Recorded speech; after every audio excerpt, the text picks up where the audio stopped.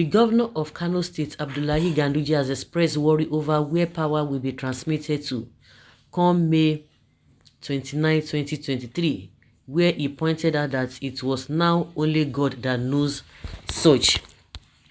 The governor who made this statement, according to Daily Trust newspaper, when he was commissioning a project, noted that as a government, they are leaving projects for another administration, but was unsure of which administration will take over power.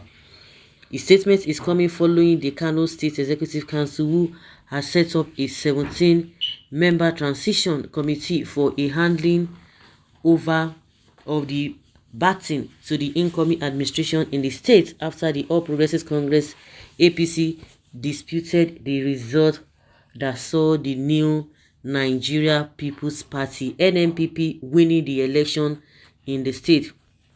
Ganduje, who revealed that it was only God who knows where power will go on the May 29, further pointed out that it will either be between APC or NNPP. In his words, it is normal for a government to inherit projects. We inherited some and completed them, and as a government we are leaving some projects for the incoming administration. Only God knows to which government I will transmit power, whether APC or NNPP. Recall that the APC had taken the Independent National Electoral Commission (INEC) and NNPP to court, challenging the results that saw the candidates of the NNPP emerging victorious in the states. Okay, so like they always say, what is good for the goose is good for the ganders as well. You know now that in their own state, they didn't congratulate the winner. They just say, oh, we are going to court, we are not satisfied with the result, blah blah blah, this and that and this and that. So but at the state level, at the national level or the center, they say, nobody should do it, you are threatening this, you are threatening that. But now he's not even sure, okay, whether they are going to retain the power after the court verdict or whatever, or the other party will take over. But at the center, they don't want to hear such a thing. They just want everybody to keep quiet. So you are not sure. Of course, if what you want at the center to happen, that irrespective of anything, let them win first, then they will continue to go on with the litigations and what have you at the end of the day. So also you should expect that the same thing should happen at the center. Like I said, what is good for the goose is good for the ganders. We are not hearing so much whatever, because APC is taking the other party to court. No, we no agree. No win.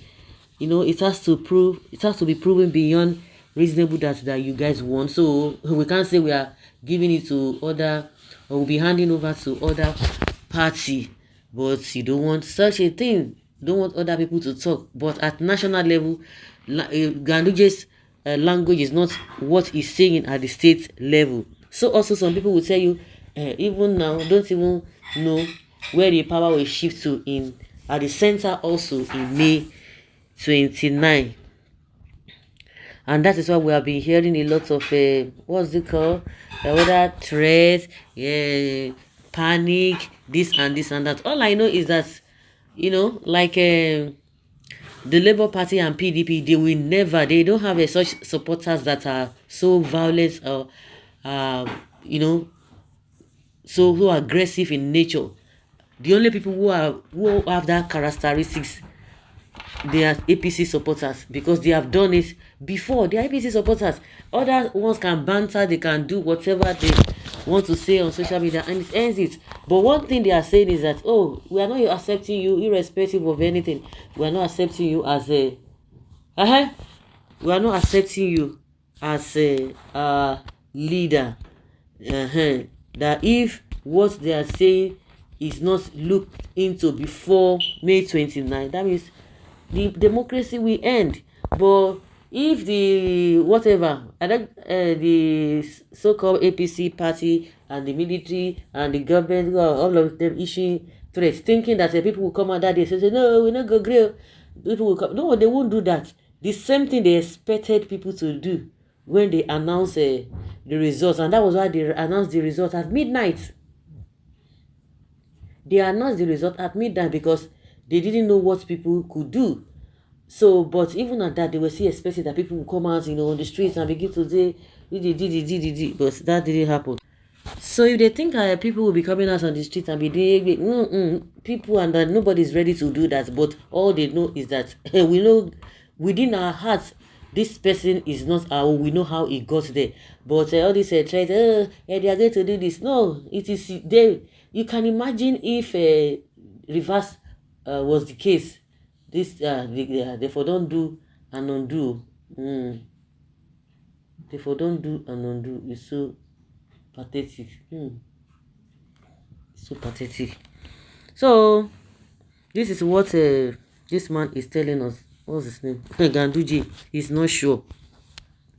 Thank God that they are challenging the matter in the court. Peter Obi is challenging the presidential election results in the court, and APC is crying wolf. Exactly what I said. How about Ganduje? Remember that you also succeeded someone. No smoke without fire. Something is cooking. Something is really, really cooking. Exactly. Nigeria at large are afraid because Nigeria judiciary are no longer trustworthy, and justice is on their shoulders. Mr. Man, you have failed. There's no power for APC. Okay, this man, okay, continue doing your own thing, but things will fall in place at the right time. God bless Ganduje for this humble submission, not like those greedy idiots speaking as if they were God. The statement is an illustration to describe the presidential election results. When we are talking about power, it's nothing but the seat of president. We are all waiting and watching, but for sure, power must belong to the people. Gandola is really afraid of what NNPP will do to him under Kwakwansu. His arch enemy Ganduje, Kwakwansu, he doesn't know what he's going to do. They always forget, and unfortunately these guys are old people. Hey, they are old people. They are supposed to know better, but they are always misbehaving. When they are in power, they are always misbehaving, forgetting that a time like this will come. But a smart politician that he supported Tinubu, and only him can save his neck by giving him appointments. But what if Obi finally comes? Then what happens? What happens? So that is the question people are now asking. Hey, wow.